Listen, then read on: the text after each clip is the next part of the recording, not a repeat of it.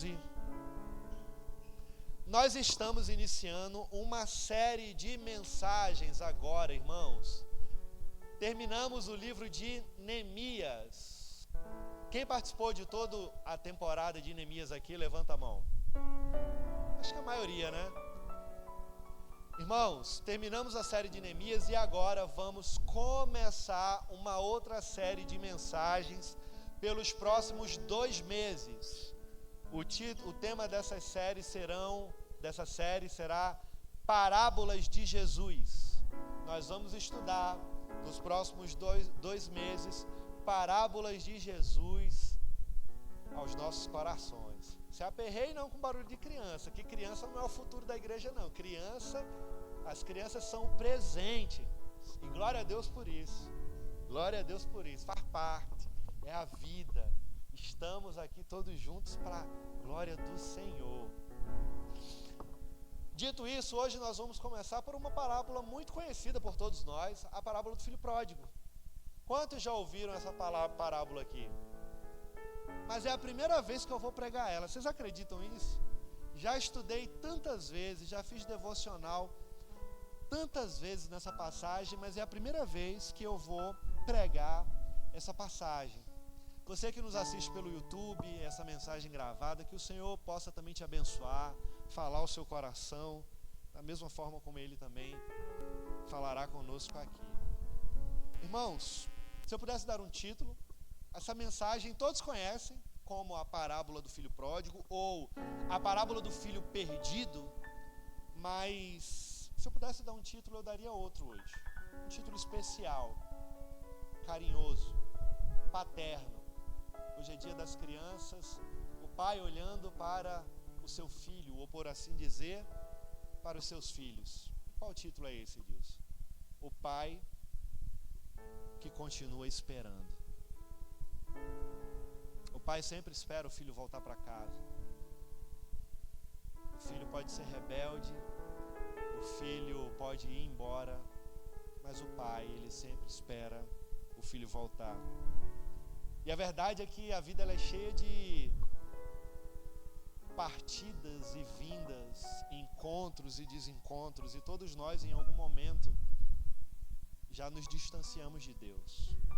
Em algum momento, alguns de nós já desejou chutar o pau do barraco e nunca mais querer voltar, seja por rebeldia ou seja por religiosidade.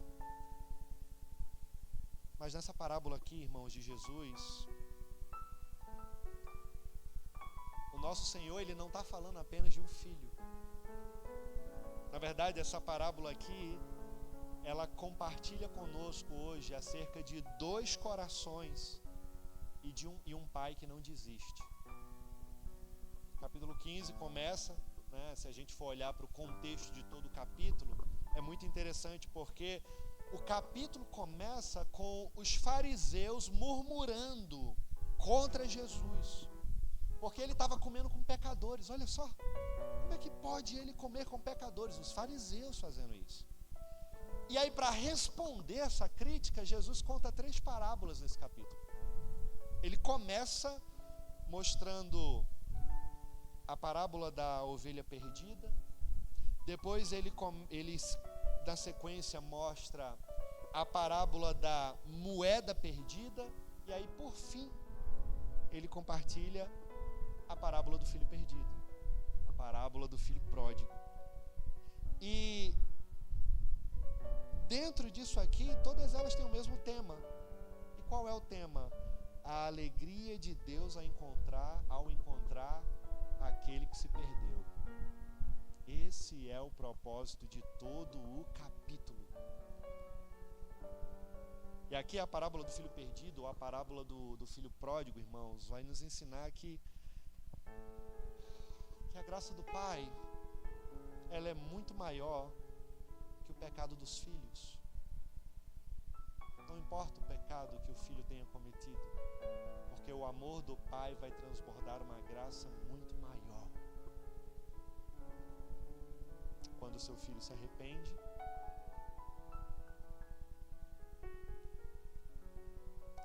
dito isso, o que essa parábola então hoje vai vai nos ensinar sobre o amor do Pai, sobre o engano do pecado e a necessidade da graça. 3 movimentos aqui, irmãos, nesses versículos. A gente vai observar o filho que partiu, o pai que estava esperando e o filho que resiste. Vamos olhar dos versículos 11 ao 19, essa primeira sessão. O filho que partiu, e dentro desses versículos a gente vai observar a ilusão de uma falsa autonomia. Olha como Jesus começa essa parábola, irmãos. Um homem tinha 2 filhos. Ele não começa falando de um filho,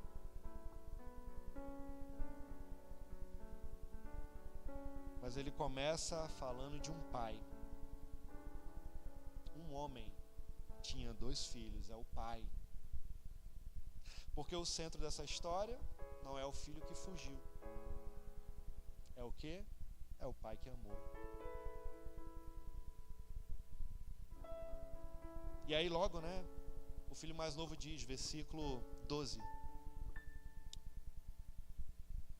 O mais novo disse ao pai: Pai, quero a minha parte da herança. Assim o pai repartiu a propriedade entre eles. E olha que interessante, irmãos, na cultura judaica,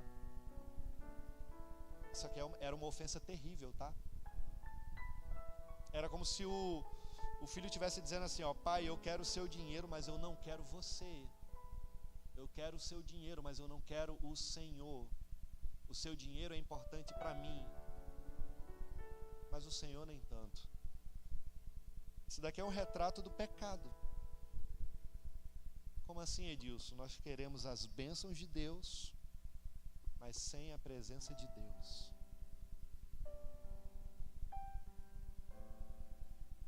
E aí o pai, com dor no coração, o que ele faz? Deixa o filho ir. Sabe que o filho vai se arrebentar, mas ele deixa. Deus faz da mesma forma, irmãos, conosco.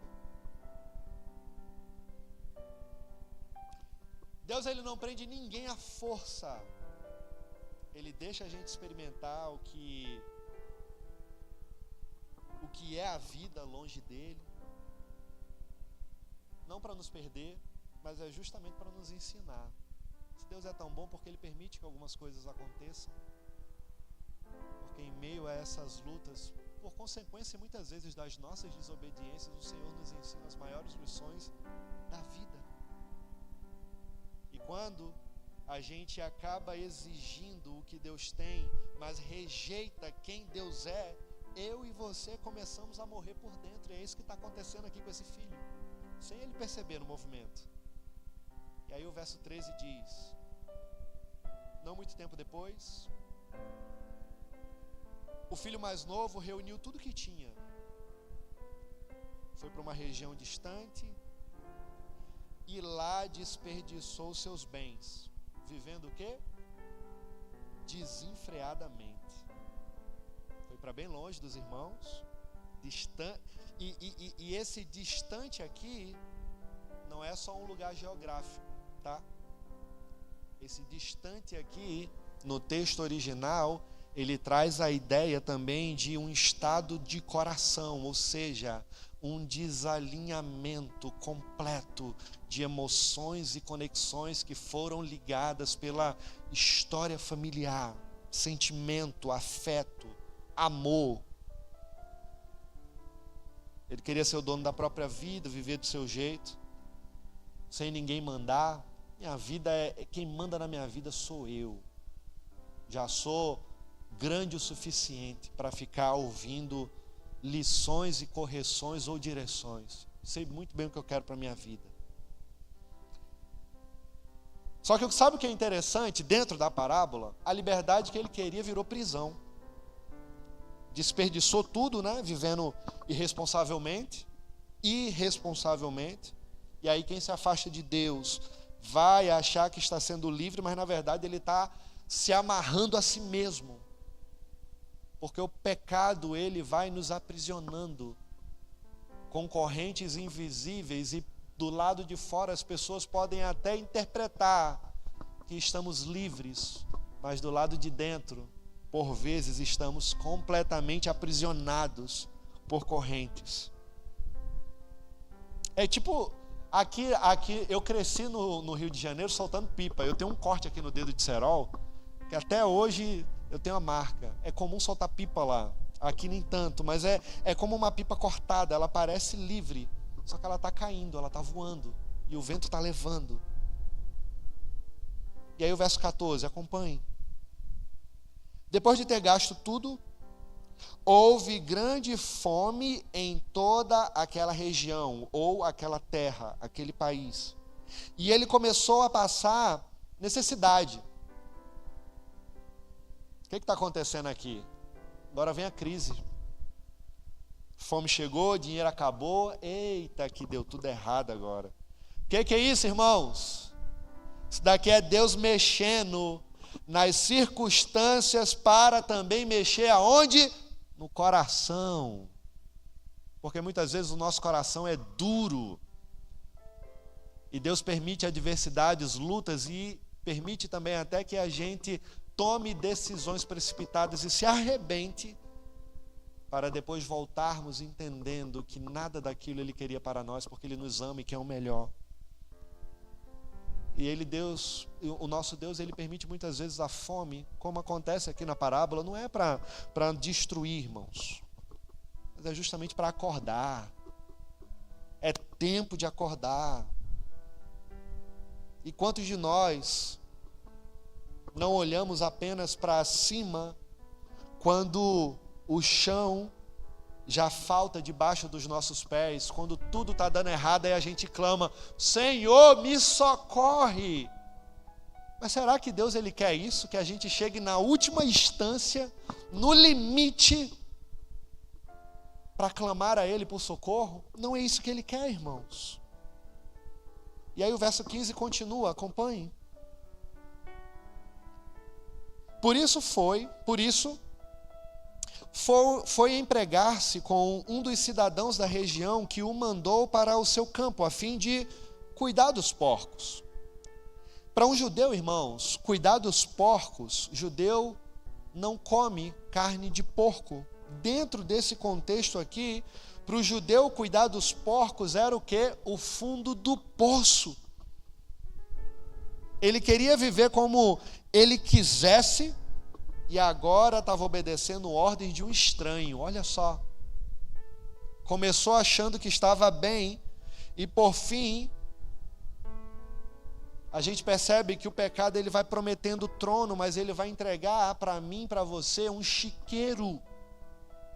Não se engane, porque o pecado ele tem uma maquiagem ilusória. E a Bíblia aqui diz, irmãos, que o quê? Versículo 16: desejava comer a comida dos porcos, mas ninguém dava. O problema era tão sério que até a comida, que é humilhante, porque não é de ser humano, ele queria e ninguém dava. Isso aqui é uma ironia, né? Qual a ironia? Ele deixa a casa do pai, onde sobrava o quê? Pão, comida, fartura. Agora ele não tem comida nem de porco para comer. Olha só, irmãos. O que a gente aprende com isso? A gente aprende que o mundo lá fora, ele suga. O mundo lá fora, ele vai utilizar você até a última gota e por fim, vai te abandonar. E aí o verso continua, 17. Caindo em si, ele disse: quantos empregados do meu pai têm comida de sobra e eu aqui morrendo de fome? Esse caindo em si, irmãos, isso aqui é um milagre. Isso aqui é um milagre. Por quê, Edilson? Porque esse caindo em si é justamente o momento em que a graça acorda a consciência adormecida. É quando dá aquele estralo. O que eu estou fazendo da minha vida? Porque eu escolhi caminhar nessa direção. O filho não está voltando aqui, irmãos, porque ficou bom. Pelo contrário, ele está voltando aqui porque Deus fez ele perceber o quanto ele estava mal. Esse é o ponto. O arrependimento começa quando o Espírito Santo faz nos enxergar o Pai novamente. Sabe de uma coisa, irmãos?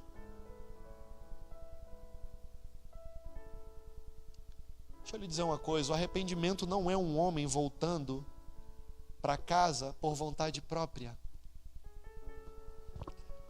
O arrependimento é justamente Deus abrindo os nossos olhos que estavam cegos. Se Deus ele não fizer isso, é impossível nós voltarmos. É impossível desejarmos algo sem Deus, se Deus não colocar no nosso coração.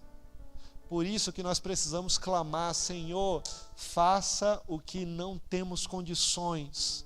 Transforma o que nós, seres humanos, não temos condições de fazer. E aí ele diz no verso 18: vou me levantar, voltar para o meu pai e vou dizer para ele: Pai, pequei contra o céu e contra ti. Versículo 19: já não sou digno de ser chamado teu filho, trata-me como um dos teus empregados. Olha só, irmãos, o quebrantamento no coração. Olha que mudança aqui. O que ele dizia antes, lá no início? Me dê, como vê um nordestino, né, raiz, me dê minha herança. Ele começou falando assim, mas ele termina agora dizendo: eu pequei. Antes ele exigia, mas agora ele se humilha, irmãos. O que é isso aqui? Isso aqui é a obra de Deus no coração de um pecador. Mas perceba uma coisa aqui, ó. Observe isso aqui. Ele ainda acha que só pode voltar como empregado. Ele está tão humilhado, ele reconhece o seu pecado, ele sabe o problema que ele gerou na vida dele. Ele sabe que não tem condições de voltar como era antes. Ele está com o coração arrebentado e ele se humilha. Ele ainda acha que só pode voltar como empregado. Qual é o problema aqui? O problema é que, na verdade, ele nunca entendeu realmente o amor do Pai. Por isso que ele pensa dessa forma. Isso me faz lembrar a história que eu já contei aqui numa introdução de alguma pregação minha, de um amigo meu que era diácono lá da igreja. Ele disciplinou o filho dele porque estava jogando ovo no quintal da casa do vizinho. No final, quando ele estava disciplinando o filho, ele falou: filho, independente do que você faça, papai, 6 anos ele tinha, não vai te amar mais ou te amar menos. Eu vou continuar te amando da mesma forma porque você é meu filho.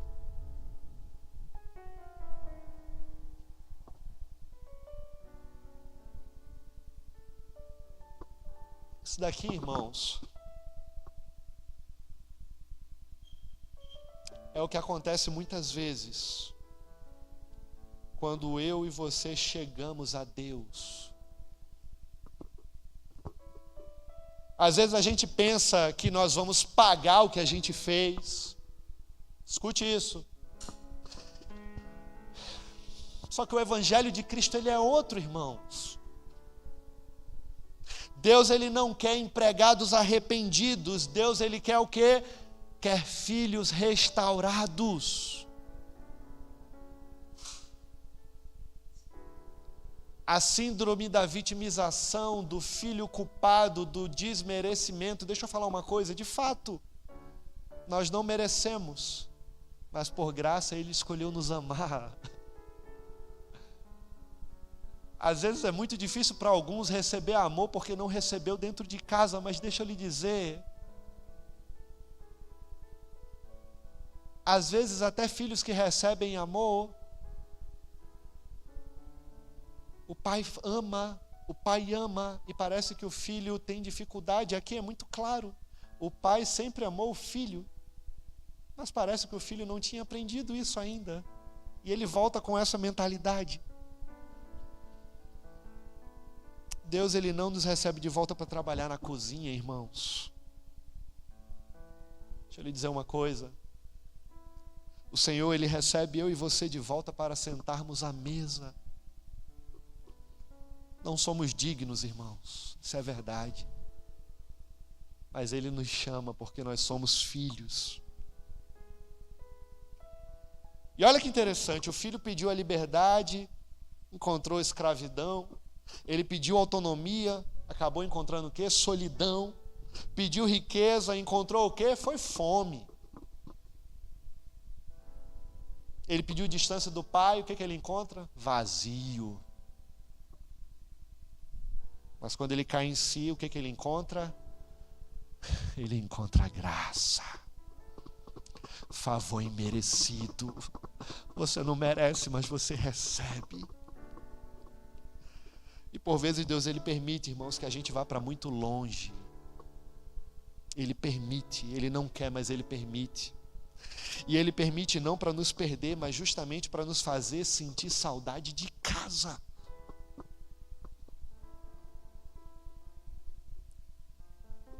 E aí dos versículos 20 ao 24, a gente encontra um outro cenário dessa narrativa na parábola.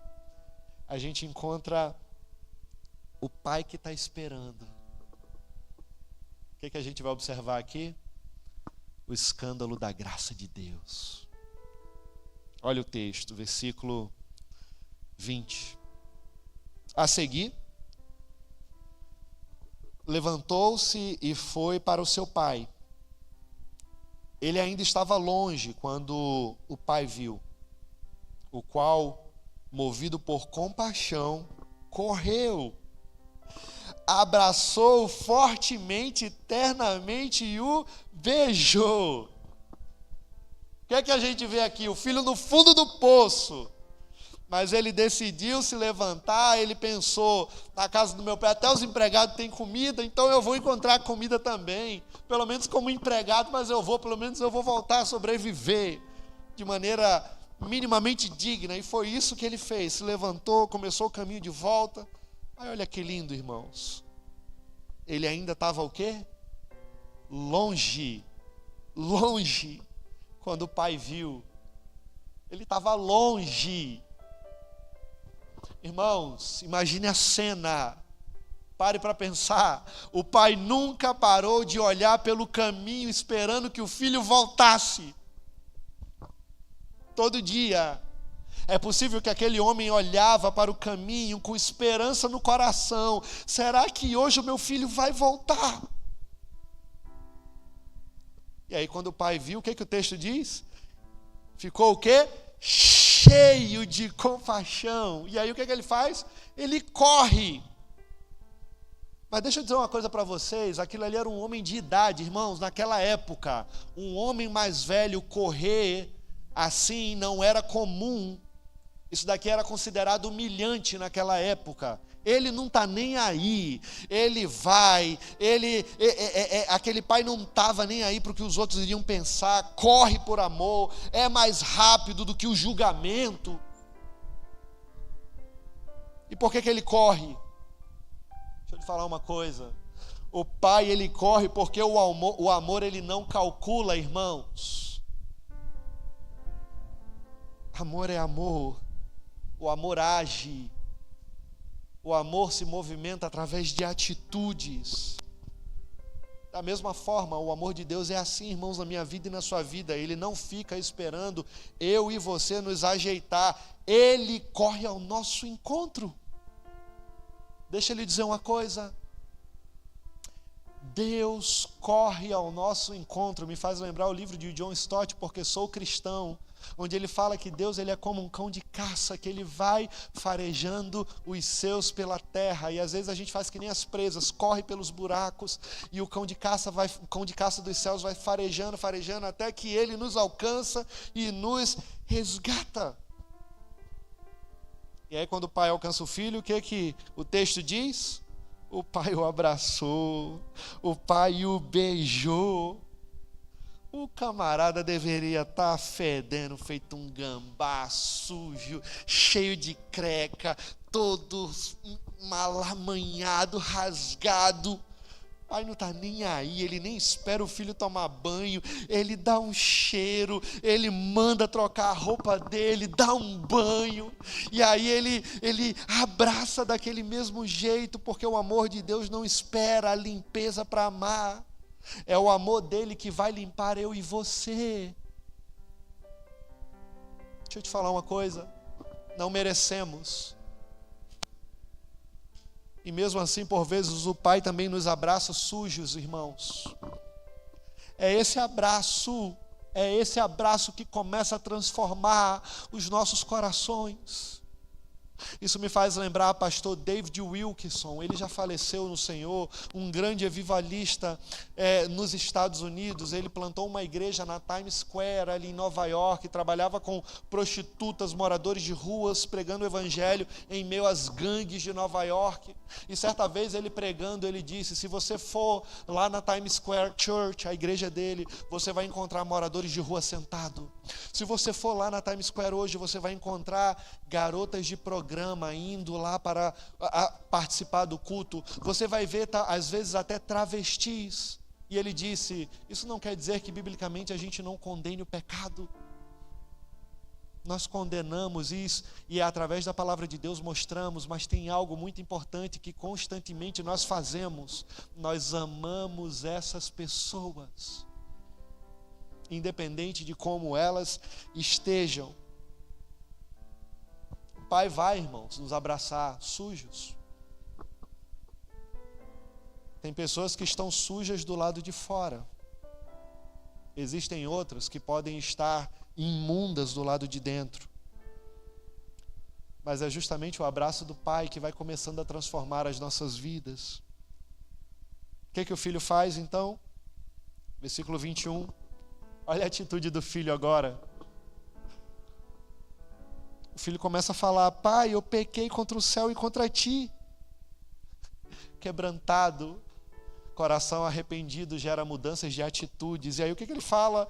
Não sou mais digno de ser chamado teu filho. O que é isso, irmãos? Um coração quebrantado. Ele está reconhecendo o pecado, ele não joga a culpa em ninguém, ele não dá desculpa, ele não condena ninguém, mas ele ainda não entendeu o amor do Pai. Por que eu estou falando isso? Porque ele disse: eu não sou mais digno. Ele reconheceu o seu pecado, mas ele ainda não tinha conhecido o amor do seu papai.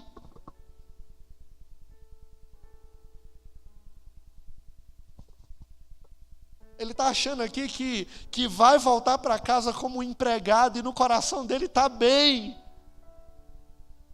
Eu sou responsável pelas escolhas da minha vida, eu sei as consequências, eu vou arcar com as consequências, não tem problema. Isso é humildade, para reconhecer os seus erros e saber que eles têm consequências. Ele está arrependido e está disposto a arcar com as consequências. Mas dentro desse processo, ele ainda não tinha conhecido o amor do Pai. Só que o Pai, ele nem deixa, irmãos.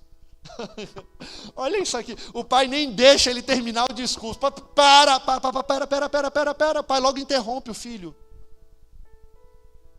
Por que o Pai interrompe o filho, irmãos? Deixa eu lhe dizer uma coisa. Porque quando a graça ela entra em cena, Deus, ele não negocia a culpa. Onde habitou o pecado, superabundou a graça de Deus quando há arrependimento. E aí ele concede o perdão. Olha o que ele diz, versículo 22. Mas o pai disse aos servos: depressa, corram, vamos rápido, bora. Tragam a melhor roupa e vistam nele. Coloquem um anel no dedo e sandálias nos seus pés. Irmãos, veja aqui, Pai, ele tem pressa em restaurar, pressa. Ele não faz o filho esperar, não coloca ele numa fila de espera, não manda para um canto da casa. Você fez muita coisa, estou magoado com você, depois eu resolvo. Tipo, eu já perdoei no meu coração, mas eu quero mostrar que eu sou durão. Não! Ele age depressa. E repara nos detalhes aqui, ó. Olhe para o texto. Roupa nova. O que isso significa dentro de um contexto da cultura de Israel, irmãos? Uma dignidade restaurada. O pai está cobrindo o filho da vergonha do seu pecado com o melhor tecido de onde? Da sua casa. O anel simboliza a autoridade. O que o pai está fazendo aqui? O pai está devolvendo o nome dele, está devolvendo o valor a ele. Sandálias. Isso daqui, irmãos, é um símbolo de liberdade. Ou seja, no contexto daquela época, o escravo, ele andava descalço. O filho andava de quê? De sandália. Irmãos, olha que momento emocionante aqui. Observem que o que o pecado está tirando, ou melhor dizendo, o que o pecado tirou, o pai está devolvendo aqui. E a culpa que tinha destruído aquele filho, o pai está reconstruindo. A graça, irmãos, ela não somente perdoa, a graça de Deus, ela restaura. A graça de Deus restaura aquilo que o pecado levou um dia, onde habitou o pecado, superabundou a graça de Deus. E o pai continua, no versículo 23. Foi só o início. Tragam um novilho gordo e matem-no. Vamos comer e festejar. Naquela época, o novilho gordo era um animal reservado para ocasiões muito especiais. Para quando vinha uma visita de honra. O pai agora está mandando matar esse novilho para celebrar o filho que tinha voltado. O filho só queria um pedaço de pão seco. Comer um cuscuz sem manteiga. Ia ficar engasgado, mas bebia água ou tomava um café preto. E estava tudo bem. Eu sei o que eu fiz de errado. Se eu tiver um cuscuz seco com manteiga, tá bom. Se não tiver manteiga, eu engulo a seco mesmo, mas eu pelo menos não vou comer lavagem de porco. E o pai declara: pois este meu filho estava morto e voltou à vida. Ele estava perdido e foi achado. Observe que o pai, ele não fala: o meu ex-filho foi meu filho, deixou de ser meu filho, agora voltou a ser meu filho porque era meu ex-filho. Ele não fala isso. Pois este meu filho. Sabe por quê? Deixa eu lhe dizer uma coisa. Filiação não se perde, irmãos. Você se sente filho de Deus? Não importa o que você tenha feito. O pai continua esperando você voltar para casa. Filiação não se perde.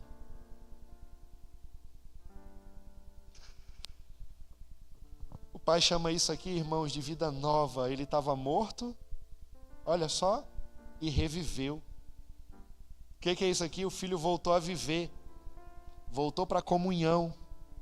Voltou para casa. E aí a última parte do versículo diz, né? Termina dizendo assim: e começaram a festejar o seu regresso. Não era só o pai que estava festejando agora, olha só isso aqui. Era toda a casa cheia de alegria, dançando, os músicos tocando, um churrasco gigantesco. Coca-Cola, para quem gosta de Coca-Cola. Esse dia não tinha buchada de bode, não. Por quê, irmãos? O que a gente observa com isso aqui? Deixa eu lhe falar uma coisa.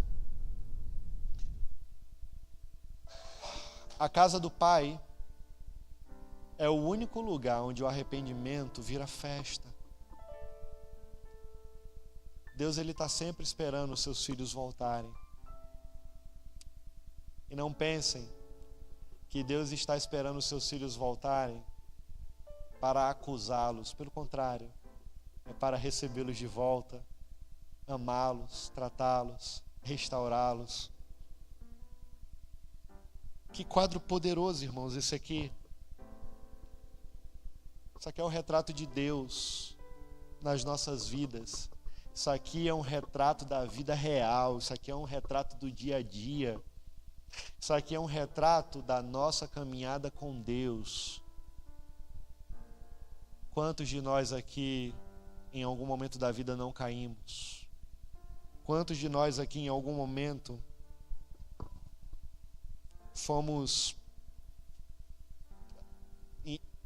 alguém precisou nos parar, nos limitar, para que houvesse restauração?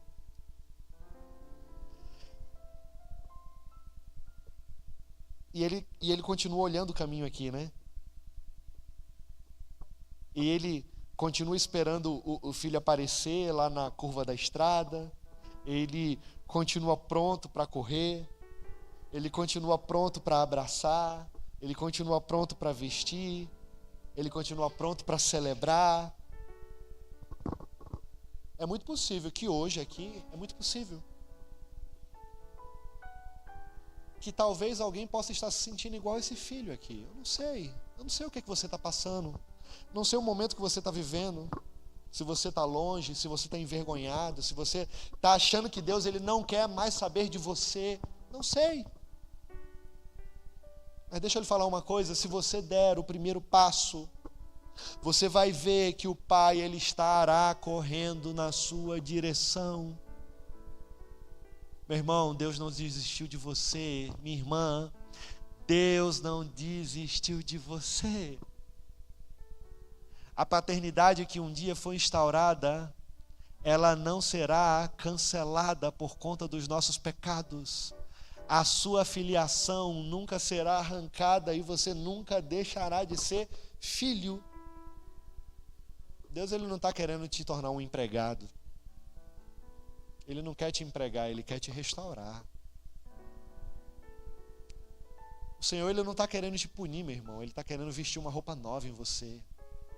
O Senhor ele não está querendo envergonhar você. Entenda no nome de Jesus. Ele quer celebrar a sua volta para casa. Não sei se você está distante do Senhor em alguma área da sua vida, mas Deus está dizendo para você essa noite: filho, volta para casa que eu estou te esperando e eu quero fazer uma festa. O Evangelho é justamente um pai correndo em direção ao filho que se acha completamente perdido, que precisa se explicar, mas na verdade você não precisa se explicar, porque o pai já está de braços abertos esperando você correr, porque antes que você fale, na sua onisciência ele já sabe o que está no seu coração. E aí nessa última parte do texto, observem comigo, dos versículos 25 ao 32. A gente observa aqui o filho que resiste. E por assim dizer, eu poderia falar, fazendo uma paráfrase, que embora tenha um filho que resiste, isso reflete muitas vezes o orgulho da religião. Como assim, irmãos? Como assim, Edilson? Até aqui a história estava linda, né? Uma história, dá para fazer um filme maravilhoso, com um final feliz. Até aí tudo bem. O filho mais novo volta para casa, o pai corre, abraça, perdoa, faz uma festa, entra em cena agora o filho mais velho. E o coração desse filho vai mostrar justamente uma outra forma de se perder. Observe, versículo 25. A festa está acontecendo, alegria nos corações, o pai realizado porque o seu filho voltou. E o versículo 25 diz: enquanto isso, o filho mais velho que estava no campo, quando se aproximou da casa, ouviu a música e a dança. cheia de alegria a casa, o som tocando, festa, celebração, churrasco, no espaço gourmet da mansão. E aí, ao invés do filho mais velho se alegrar, não, olha só, olha o coração aqui.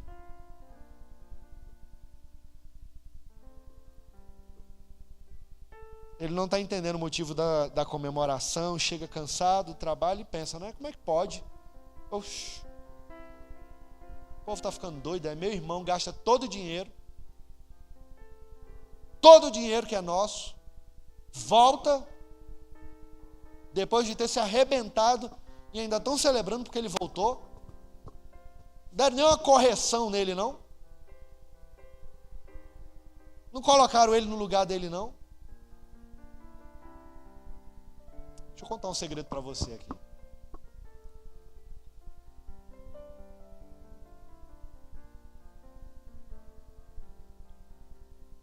O filho mais velho muitas vezes representa eu e você, sabia disso? Muitas vezes eu sou o filho mais velho e muitas vezes você é também. Como assim, Edilson? O filho mais velho, irmãos, aqui está justamente representando aquela pessoa religiosa e sem graça. Versículos 26 e 27. Então chamou um dos servos e perguntou-lhe o que estava acontecendo, e este lhe respondeu: seu irmão voltou, seu pai matou um novilho gordo porque o recebeu de volta são e salvo. O que ele faz? Nem entra na casa. Oxi, não fazer parte disso não. Não estou de acordo com isso.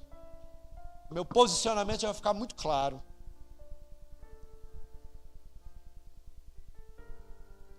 Versículo 28, o que o texto diz? O filho mais velho encheu-se de ira e não quis entrar. Irmãos, observem uma coisa aqui, ó. Presta atenção. Observem isso. Enquanto o filho mais novo, ele tinha saído de casa, ok, cometeu seus erros, mas enquanto ele tinha saído de casa e volta, o mais velho, ele está dentro de casa o tempo todo, mas ele está com o coração também completamente longe do pai. Às vezes a gente olha para o filho que foi embora, mas tem gente dentro de casa dando muito mais trabalho do que o filho que foi. Como diz um ditado, pimenta no olho dos outros é refresco. É muito fácil condenar os outros, mas às vezes você está sendo tão hipócrita quanto não fazendo o que o outro cometeu, mas realizando problemas diferentes aqui, do lado de dentro. Isso se chama o quê? Religiosidade morta. Hipocrisia. Eu não torrei o dinheiro do meu pai, ok. E seu coração está totalmente corrompido do lado de dentro. Pode não ter ido embora, mas está causando problema aqui. Tem muita gente assim na igreja hoje. Não sai de casa, não abandona o culto, não larga o ministério, mas está com o coração completamente distante do Pai. Serve a Deus por obrigação, não por amor. Cumpre regras, mas perdeu completamente a alegria. Faz tudo certinho, é excelente. Tudo certo. Mas com o coração completamente amargo. Está errado. O filho mais novo se perdeu no mundo, irmãos. O filho mais velho se perdeu dentro de casa. Entenda isso. Problemas não nascem quando tomamos atitudes do lado de fora. Pode acontecer em qualquer lugar. Veja agora final do verso, né? Do verso 28. Então seu pai saiu da festa, foi lá e insistiu com ele. Olha que coisa linda, irmãos. Olha aqui o pai novamente. O mesmo pai que correu atrás do filho rebelde, agora esse mesmo pai, ele sai da casa para ir ao encontro do filho completamente religioso. Por quê? Porque o amor do pai é o mesmo para os dois. Não muda, irmãos. pai ele não quer perder nenhum. Por quê? Porque o pai ama seus filhos. Não importa se o filho deu problema lá fora, ou se o filho está causando problema do lado de dentro. O que o pai quer? Restaurar os dois. Só que muitas vezes, escute isso, muitas vezes Deus ele está indo atrás. O coração do religioso continua o quê? Duro. Por vezes o pai vai atrás, e o filho que tem o coração duro não quer dar ouvidos. Olha o que o filho responde para o pai aqui. Olha, todos esses anos tenho te servido e nunca desobedeci às tuas ordens. O texto original, ele traz uma ideia diferente. O texto original diz mais ou menos assim: todos esses anos eu tenho trabalhado para ti como um escravo. Olha como ele se vê. Olha como ele se vê. Tenho trabalhado para o Senhor como um escravo. O que acontece, irmãos? O filho que foi embora se arrependeu, não conseguia se ver como filho amado pelo pai. E o filho que sempre esteve presente, caminhando com o pai, também não conseguia ver o amor do seu pai. Ele se via como escravo, servindo. Tem gente dentro da igreja vivendo dessa mesma forma. Faz tudo para Deus e se sente mal amado por Deus. Serve a Deus, mas não serve com alegria. Ele ora diante de Deus, mas não descansa o coração. Trabalha diante de Deus, mas reclama também o tempo todo. Obedece, mas vive ressentido. E aí ele continua, versículo 29. Olha o que ele diz. Tu nunca me deste nem um cabrito, um bodezinho. Nunca me deste nem um cabrito para eu festejar com os meus amigos. Nunca me deste nada, pai. Trabalho feito um cão aqui. Nunca me deu nada. Nem um bezerro magrelo para eu falar. Pensa numa mágoa aqui. Olha o tom de mágoa dele. Olha como ele está ressentido. Ele acha que Deus devia algo para ele. Guarde isso, viu? Ele acha que Deus devia algo para ele. Só que quem vive por mérito, irmãos, nunca se satisfaz com o quê? Com a graça de Deus. A minha graça te basta, o meu poder se aperfeiçoa na tua fraqueza.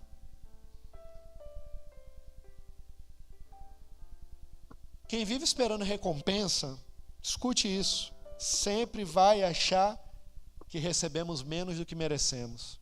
Ixi, só isso, né? Esperava mais. A motivação está errada. Faça sem esperar receber nada em troca, irmãos. Versículo 30. Mas quando volta para casa, esse teu filho, é o irmão mais velho falando para o pai, mas quando volta para casa esse teu filho que esbanjou os teus bens com prostitutas, matas um novilho para ele. Repare aqui, ó, irmãozinho sangue bom esse aqui, viu? Ele nem chama o irmão de meu irmão, ele diz esse teu filho. Pensa num caba bom, carne de pescoço. Coração endurecido aqui, irmãos, se separa das pessoas e se distancia de Deus. É o comportamento aqui. A amargura aqui, irmãos, faz a gente perder o senso de família espiritual. A gente se coloca num estado fugiu a palavra agora, de vitimização, onde eu sou a vítima o tempo todo. Eu sou consequência de tudo isso. Eu estou sofrendo por culpa de vocês. É injusto. É o que ele está fazendo aqui. E é assim que a frieza começa. Quando a gente começa a deixando de ver as outras pessoas como irmãos, quando o coração começa a se encher de orgulho, né? Porque eu sou melhor. A gente para de enxergar o nosso irmão como parte da família. Agora, nessa reta final, observem no versículo 31 a resposta do pai. Meu filho, disse o pai, você está sempre comigo. Você está sempre comigo. E tudo o que tenho é seu. O pai não briga. O pai não grita. O pai não discute. O pai fala o quê? Com carinho. Meu filho. Papai te ama. Mesmo aquele filho duro, mesmo aquele filho problemático, meu filho, ele continua chamando de filho até quem não entende o amor dele. Você pode não estar entendendo meu amor, mas eu continuo tratando você da mesma forma. E aí o pai continua, versículo 32. No entanto, tínhamos que celebrar a volta desse teu irmão e alegrar-nos. Por quê? Porque ele estava morto e voltou à vida. Ele estava perdido e foi achado. O que o pai está dizendo aqui, irmãos? Meu filho, isso daqui não é injustiça, isso daqui é graça sendo derramada. Ele não merecia, mas nós também não merecemos. O seu irmão está sendo premiado, ele está sendo restaurado. Ele não ganhou um troféu, ele voltou para casa. O pai está ensinando, irmãos, aqui, que a festa não é sobre merecimento. Não pense que a gente merece alguma coisa. O pai está mostrando que não é sobre merecimento. A festa é sobre misericórdia, graça, favor imerecido. Deus, ele não está festejando aqui, irmãos, uma performance. Deus, ele está festejando aqui o arrependimento. Por isso que nos céus a festa, quando um pecador reconhece que Jesus Cristo é o Filho de Deus, o nosso Salvador. E aí, como é que essa história termina? É interessante isso, porque o final ele fica em aberto, né? Não terminou a história, peraí, o autor, Jesus, você errou aqui, está contando 3 parábolas e na última não dá um final feliz? Como é? O que você está querendo dizer com isso? Irmãos, essa história de Jesus aqui não diz se o filho mais velho entrou para casa, foi festejar, ele não fala isso. Fica no ar, né? Por que fica no ar? Lembra que Jesus está contando 3 parábolas para os fariseus, que reclamavam porque ele comia com pecadores? Jesus faz isso para levar aqueles homens à reflexão, porque ele queria que os fariseus que estavam ouvindo a parábola percebessem: ei! Vocês são esse filho que se recusa a entrar em casa.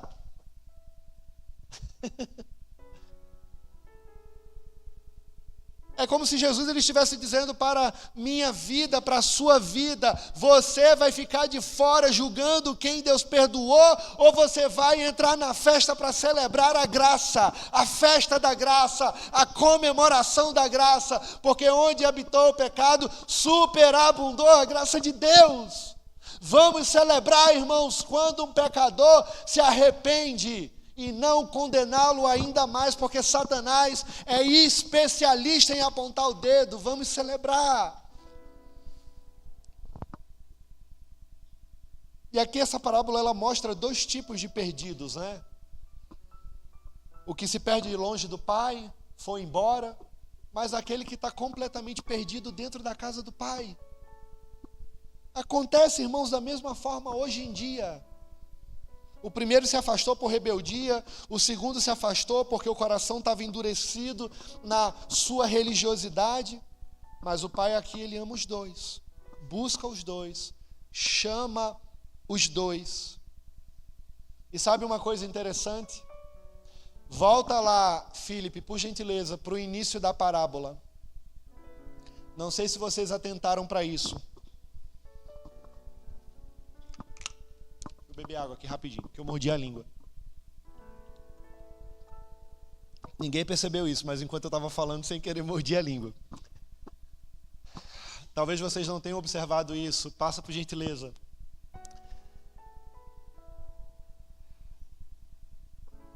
Não muito tempo depois, o filho mais novo reuniu tudo que tinha, foi para uma região distante. Volta, por gentileza, volta. O mais novo disse ao pai: pai, quero a minha parte da herança. Assim, preste atenção nisso aqui. Assim, versículo 12, o pai repartiu a propriedade entre quem? Eles. Ei, observe isso aqui. O pai repartiu em igualdade. O filho que foi embora levou a riqueza, mas o filho que ficou estava com dinheiro no bolso também. O pai foi justo o tempo todo, do início ao fim, irmãos. Tem filho que se perde lá fora, e tem filho que se perde do lado de dentro, sendo cuidado e amado da mesma forma. Porque o coração está o quê? Endurecido. Quero chamar o louvor, já estamos chegando ao fim. Hoje eu fiz uma coisa bem diferente. Chamei Heraldo para pregar comigo. Deixa Deus te usar, varão. Não é comum, irmãos, nunca fiz isso. Não é minha prática. Heraldo ficou com as crianças, começou com as crianças e terminou.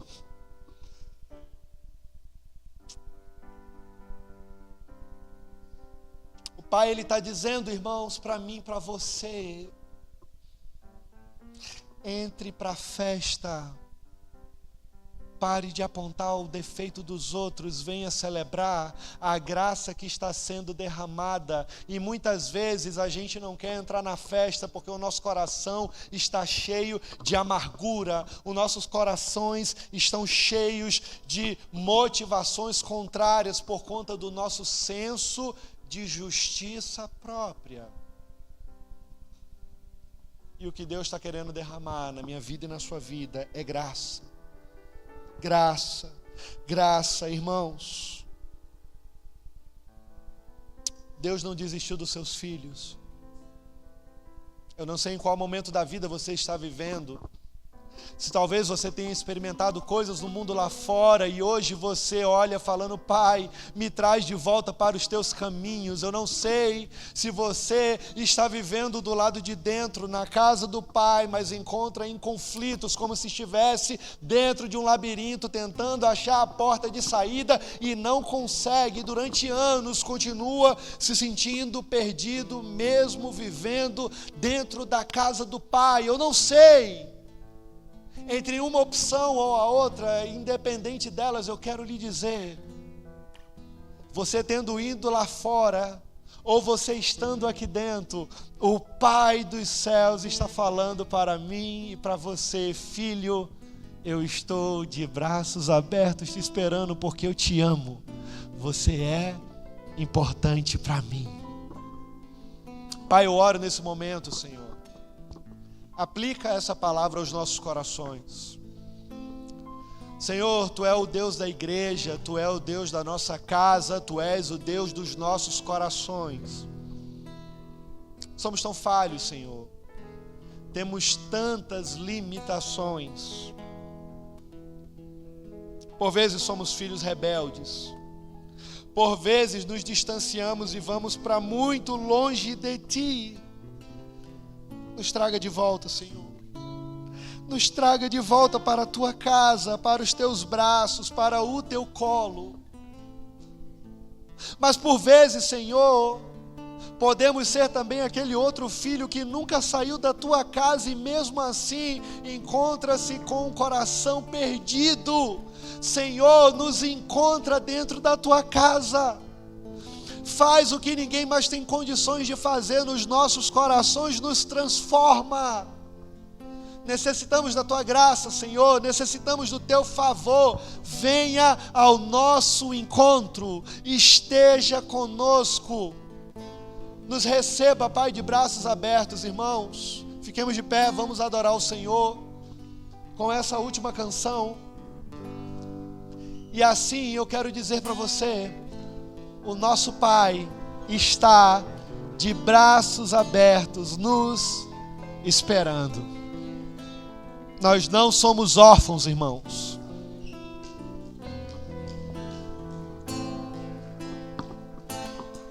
O triste estado em que eu me encontro agora, sem cama, sem comida, meu corpo de fora, e ninguém me deseja.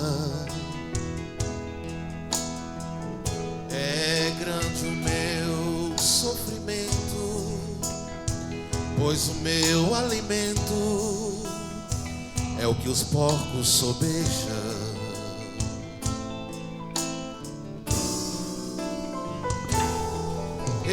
Estou colhendo aquilo que plantei, pois quem me amava muito abandonei, tornei-me diferente. E o dinheiro que eu tinha, a esperança que era minha, gastei dissolutamente.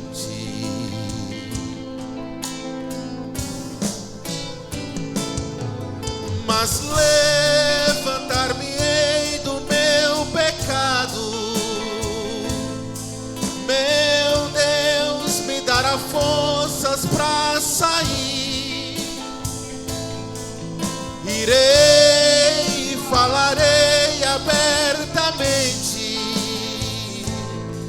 e direi sinceramente: ó Pai, pequei contra o céu perante ti, não sou digno de ser chamado filho teu. Me recebe ao menos como um empregado teu, me recebe, ó Pai.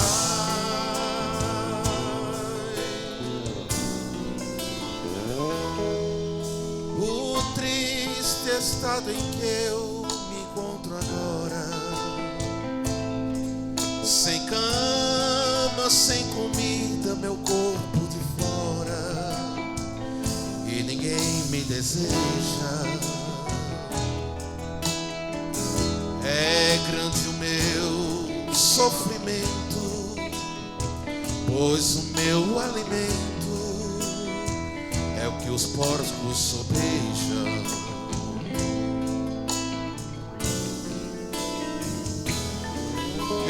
Estou colhendo aquilo que plantei,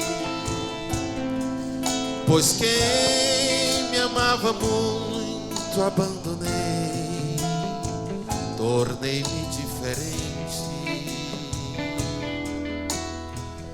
E o dinheiro que eu tinha, a herança que era minha, gastei dissolutamente.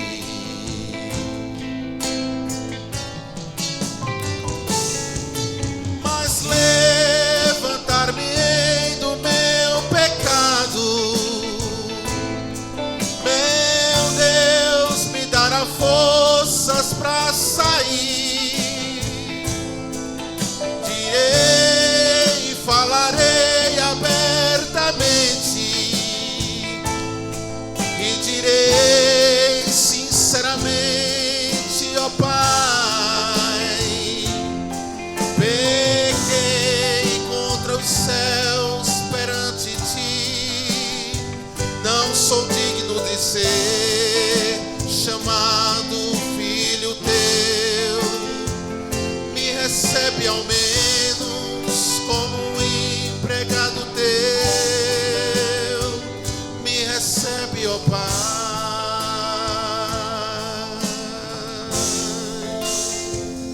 Me recebe, ó Pai. Aleluia, louvado e exaltado seja o nome do Senhor, irmão.